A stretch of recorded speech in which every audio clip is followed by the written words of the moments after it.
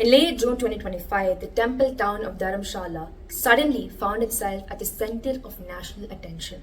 What began as a quiet spiritual place known for devotion, charity, and harmony was now being spoken of in the same breath as mass burials, sexual violence, and institutional cover-ups. A letter from a former worker sent shockwaves across the city. He claimed that behind the peaceful image of Dharmasthala lays a horrifying secret, that he had personally been forced for nearly 2 decades to bury hundreds of bodies of women and minors, many of whom he said had been sexually assaulted and murdered. The allegations were as chilling as they were unbelievable, but they demanded serious inquiry regarding this issue. The story broke out on June 25, 2025, when 2 Bengaluru-based lawyers submitted a legal letter to the state government on behalf of their client. He said that he had served as a sanitation worker in Dharmasthala and that between 1995 and 2014, he had been made to carry out clandestine murders under the threat of unnamed authorities and temple-adjacent figures. He claimed that he could pinpoint 13 different burial sites near riverbanks, inside forest patches, and around unused land in the temple vicinity.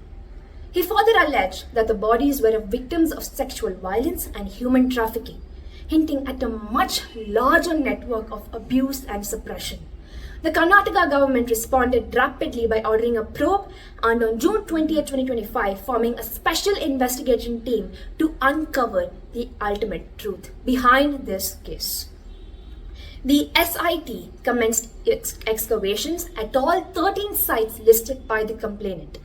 For the first few days, no human remains were found, and the land turned up only with soil and stones. But in mid-July 2025, at one of the identified locations, skeletal fragments were unearthed at about 15 bodies.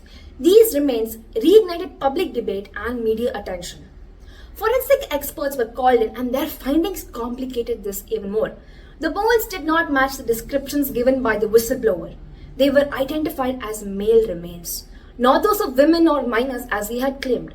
DNA matching and timelines flagged as incomplete due to the lack of control samples and ambiguity in excavation records. Critics and local activists, however, raised serious concern. Some claim that the male DNA results had been concealed or selectively released, and that the presence of male remains proved that burials had occurred, even if the original story had been misstated. Others argue that the SIT was too quick to disregard the witnesses and focus on the whistleblower's credibility, rather than exhaustively cross-checking missing person records across the districts.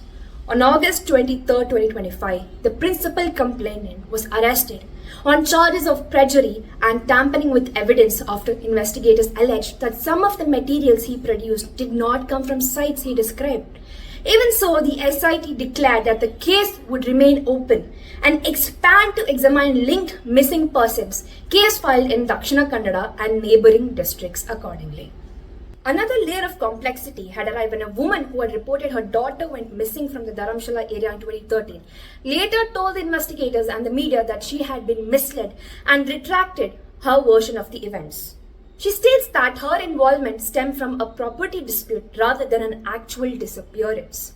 The retraction had become a key element in assessing the credibility of some of the linked allegations and has sparked discussions on how false complaints may distract from genuine grievances. The Dharmasthala incident is not just a criminal investigation.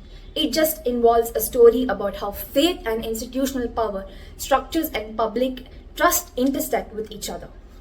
Dharmasthala is viewed as a symbol of religious harmony and moral leadership, where a Hindu temple is administered by a Jain family and people of all backgrounds visit for blessing and services.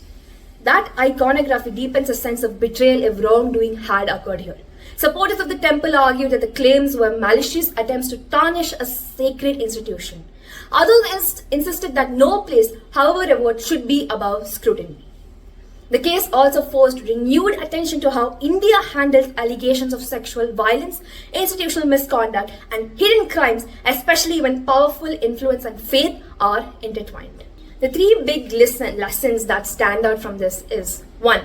The importance of transparent investigation. When allegations are severe, people need visible and honest answers. Secondly, the role of media visibility in this.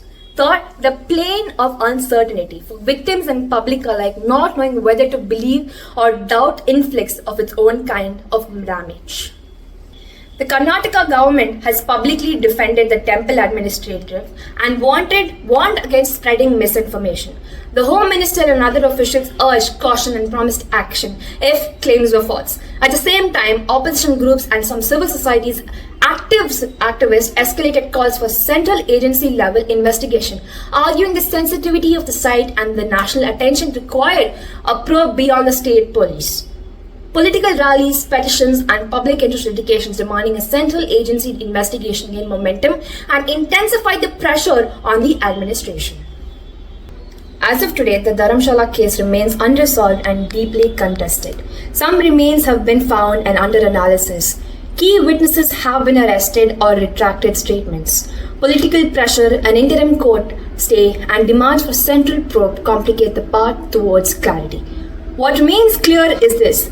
The Dharmasthala story is about much more than one allegation. It is a mirror held up to society showing how fragile trust is when faith and trust collide. Until the final forensic reports, DNA matches, court rulings, and any charges, the public remains in a space of waiting. In that waiting, the values of transparency, fairness, and accountability matter more than ever. What the public needs now is verified evidence. What the institutions owe is clarity, and what each of us must bring is thoughtful scrutiny and not sensational panic. Thank you for watching this explainer. Stay informed and stay critical. Thank you.